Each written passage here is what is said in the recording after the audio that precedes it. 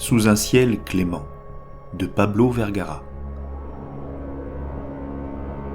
Une bourrasque de vent caresse les vieilles pierres de la forteresse. En ses pourtours, plusieurs milliers d'hommes attendent. Ils festoient, boivent et affûtent leurs armes.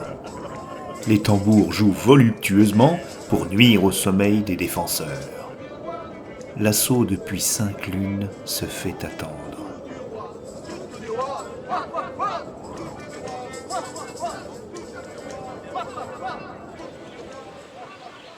Dans les jardins des niveaux supérieurs, les servantes et intendants préparent les pactages. Tout cela en vue de la fuite de la famille royale, puis des nobles et du clergé.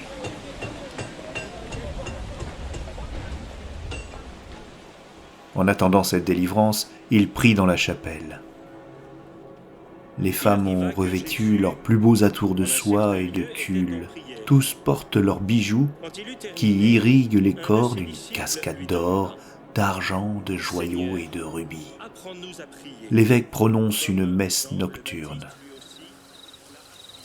La cour devant le lieu de culture est la plus belle du château.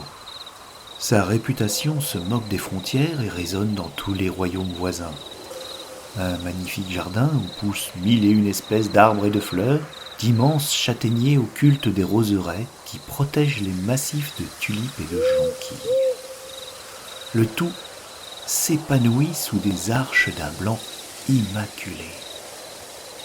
En cette nuit de chaos, la voûte céleste est une immense nasse bleue ponctuée d'une myriade de lucioles céruléennes. Elles sont si virulentes que leur éclat irrigue la région d'une lumière presque diurne. Un pas d'acier fend le calme des jardins. Haletante, une jeune femme s'approche. Elle porte une armure légère, renforcée par endroits de cuir tanné. Sur son plastron, outre ses cheveux d'or qui coulent abondamment, est visible le symbole de l'ordre. Au beau milieu des pelouses, elle se fige. En face d'elle, illuminée par les étoiles, apparaît la silhouette d'une de ses consoeurs. À ses pieds, dans une flaque de sang, gît le corps inerte du roi. Sa chevelure blanche est souillée d'écarlate. « Élisabeth, qu'as-tu fait ?» enrage l'arrivante en nouant ses cheveux. « J'ai abattu un tyran et m'apprête à ouvrir les portes à nos assiégeants. Ce n'est que clémence pour le peuple. »« Clémence pour le peuple ?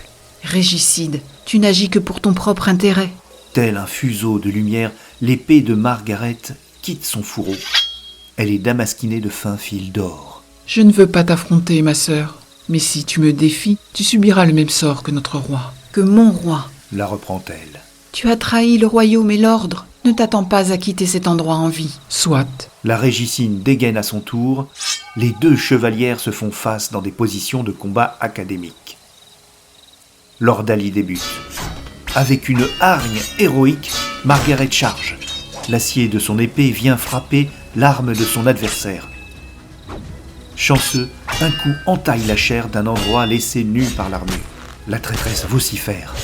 Un léger filet de sang perle sur sa cuisse. Une blessure à ne pas prendre à la légère. Cependant, elle joue sa vie dans ce duel et ne peut s'appesantir pour si peu. Les deux épées continuent leurs balles crépusculaires. Elles fusent comme des éclairs et mordent au moindre faux pas. Un clignement d'œil malvenu, une idée éparse, une perte d'équilibre. Le moindre écart est sévèrement sanctionné. Le sang coule de part et d'autre. Le poème, évanescent, se conclut dans une rime mortelle. L'épée de Margaret loupe de peu le thorax d'une Élisabeth désarmée. La régicide saute sur l'occasion. Elle dégaine une dague cachée dans ses guêtres et foudroie son amie d'un coup dans le ventre. La combattante est mortellement touchée.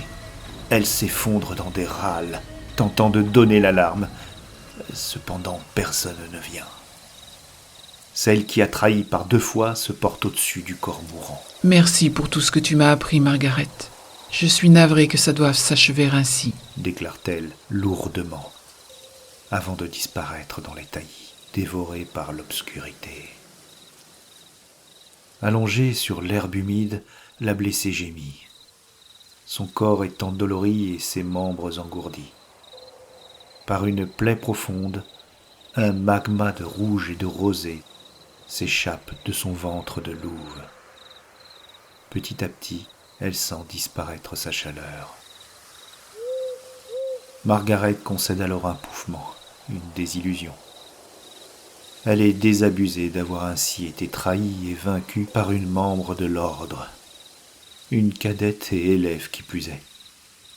Malgré tout, une certaine joie inhibe sa douleur, celle de périr en respectant les dogmes sacrés du royaume.